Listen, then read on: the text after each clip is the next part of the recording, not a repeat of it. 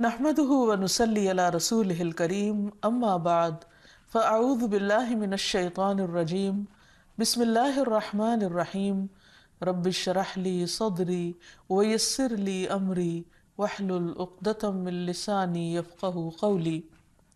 السلام علیکم ورحمۃ اللہ وبرکاتہ۔ ناظرین، پروگرام دعا کیجئے کے ساتھ آپ کی خدمت میں حاضر ہیں۔ آج ہم انشاءاللہ آپ کے ساتھ برے پڑوسی سے بچنے کی دعائیں شیئر کریں گے۔ انسان دنیا میں تنہا نہیں رہ سکتا، انسانوں کے ساتھ میل جول اس کی ضرورت ہے، لیکن اگر انسان کو اپنی زندگی میں اپنے رشتہ داروں کے علاوہ اچھے دوستوں کا ساتھ مل جائے، اچھے پڑوسیوں کا ساتھ مل جائے تو یہ اس کی خوش قسمتی کی علامت ہے۔ لیکن اگر انسان کی کمپنی بری ہو، اس کے دوست برے ہوں، اس کے پڑوسی برے ہوں تو یہ اس کی بدبختی کی علامت ہے۔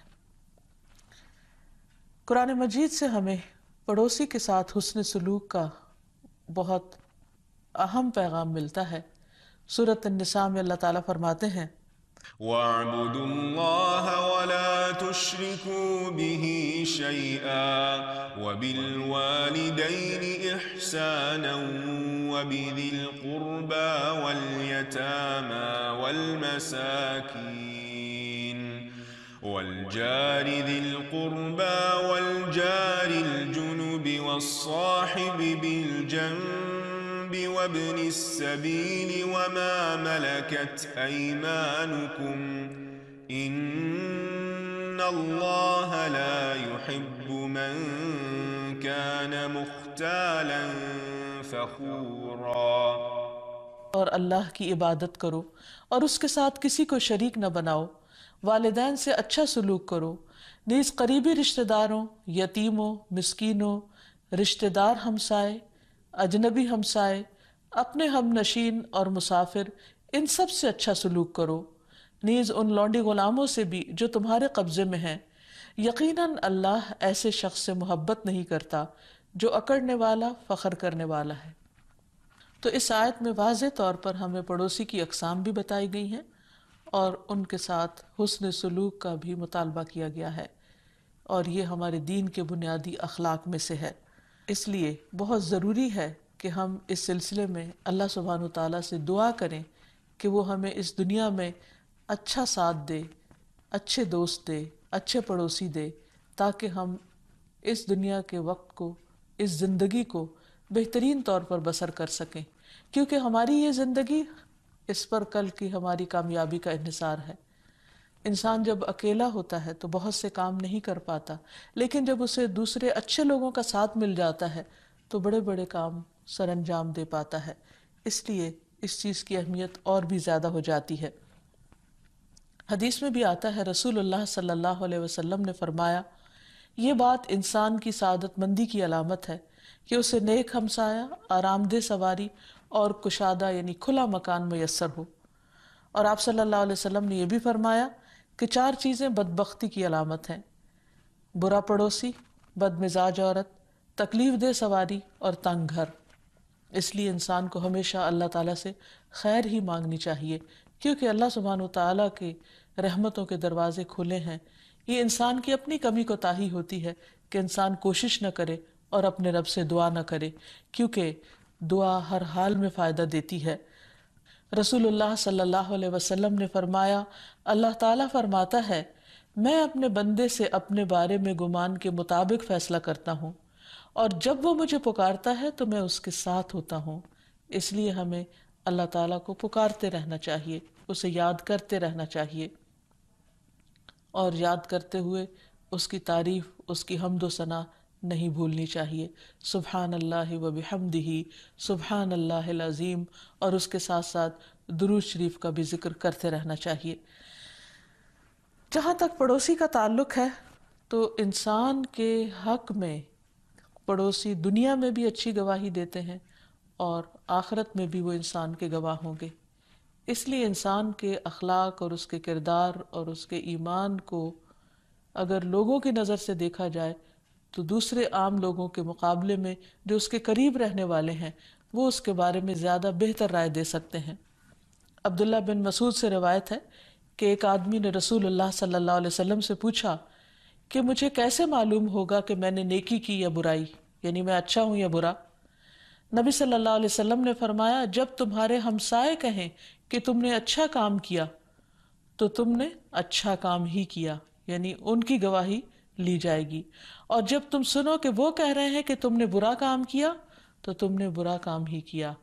تو اس لیے انسان کو ہمسایوں کے ساتھ بہت اچھی طرح پیش آنا چاہیے، کیونکہ مرنے کے بعد انسان کے اپنے اعمال تو ختم ہو جاتے ہیں، لیکن بعد میں جو اس کے آثار بچتے ہیں ان میں سے اس کے دوست، احباب اور پڑوسیوں کی وہ گواہیاں بھی ہیں جو اس کی زندگی کے اعمال سے متعلق اس کے بارے میں اس کے بعد میں دی جاتی ہیں، اور فرشتے ان کو لکھ لیتے ہیں، اور یہ چیزیں بھی انسان کے نامہ اعمال میں شامل کر دی جاتی ہیں۔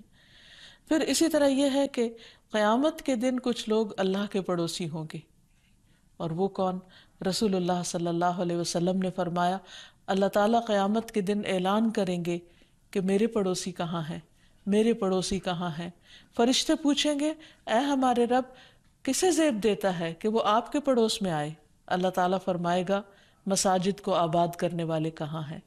گویا جو لوگ مسجدوں سے دل لگاتے ہیں، مسجدوں سے محبت کرتے ہیں، مسجدوں کی زیارت کرتے ہیں، ایسے لوگ، ان کو اللہ تعالیٰ اپنا پڑوسی قرار دیتا ہے، اور اس سے بڑی کسی کی خوش قسمتی کیا ہو سکتی ہے؟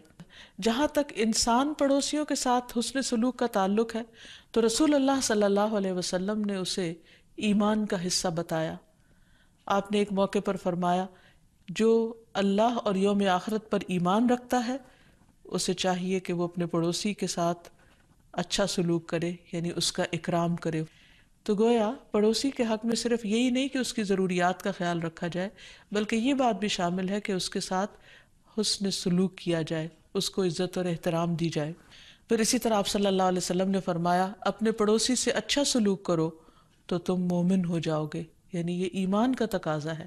یہ صرف ایسا نہیں کہ کسی ایک چیز پر تاکید کی گئی ہے، بلکہ یہ جان لینا چاہیے کہ اس کا تعلق ایمان سے ہے۔ اگر اچھا سلوک کرے گا انسان تو انسان کا ایمان مکمل ہوگا، ایمان میں اضافہ ہوگا، اور اگر انسان برا سلوک کرے گا تو اس کے ایمان میں کمی واقع ہوگی۔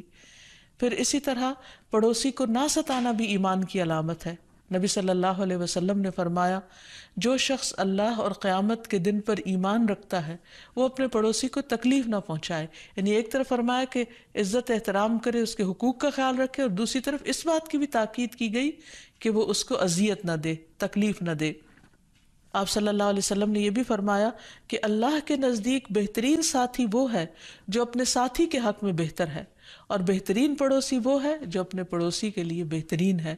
یعنی یہ نہیں کہ کسی ایک انسان کو یہ تاکید کی جا رہی ہے، بلکہ ہر انسان کو کی جا رہی ہے، کیونکہ ہر شخص اپنے پڑوسی کا خیال رکھے گا تو ہی ہر ایک کو اس کا حق مل سکے گا۔ اور اچھی ہمسائیگی شہروں کو آباد کرتی ہے، اور بری ہمسائیگی شہروں کو ویران کر دیتی ہے۔ اور اسی طرح نبی صلی اللہ علیہ وسلم کو حضرت جبریل علیہ السلام نے ایک موقع پر آ کر پڑوسی کے بارے میں اس قدر تاکید کی تھی کہ آپ صلی اللہ علیہ وسلم کو اس بات کی فکر ہوئی کہ کہیں آپ پڑوسی کو وارثوں میں شامل نہ کر دیں اور وراثت کا حقدار نہ بنا دیں۔ پھر اسی طرح یہ ہے کہ پڑوسی کوئی بھی ہو، خواہ مسلم ہو، غیر مسلم ہو، اپنا ہو، پرایا ہو، رشتہ دار نہ ہو، کسی بھی ذات، رنگ اور نسل سے تعلق رکھتا ہو، اگر وہ آپ کی ہمسائیگی میں رہتا ہے تو اس کا آپ پر حق ہوتا ہے، ان سب کے ساتھ اچھا سلوک کرنا چاہیے۔ پھر اسی طرح کھانے پینے کے معاملے میں بھی پڑوسی کا خیال رکھنا چاہیے۔ نبی صلی اللہ علیہ وسلم نے فرمایا، اے ابو ذر، جب تم سالن پکاؤ تو اس کے شوربے کو زیادہ کر لو، اور اپنے پڑوسی کی خبرگیری کرو، یعنی اسے بھی اس کھانے میں شریک کرو۔ رسول اللہ صلی اللہ علیہ وسلم نے خواتین کو بھی اس بات کی تلقین کی کہ وہ کچھ نہ کچھ اپنے ہمسایوں کو بھجواتی رہیں، اور اس طرح وہ ان کا اکرام کریں۔ اور بھیجنے میں ضروری نہیں کہ قیمتی تحفے ہی بھجوائے جائیں، معمولی چیزیں بھی بھیجی جا سکتی ہیں۔ اور دوسری طرف ہمسایوں کو اس بات کی تاکید کی گئی کہ اگر کوئی معمولی تحفہ وصول ہو تو اس کو حقیر نہ سمجھا جائے۔ آپ صلی اللہ علیہ وسلم نے فرمایا، اے ایمان والی عورتوں، تم میں سے کوئی عورت اپنی ہمسائی عورت کی تحقیر نہ کرے، چاہے وہ بکری کا جلا کر صاف کیا ہوا پایا ہی کیوں نہ ہو، یعنی ایک حقیر سی چیز ہی کیوں نہ ہو، اگر کوئی آپ کی طرف بھیجے تو آپ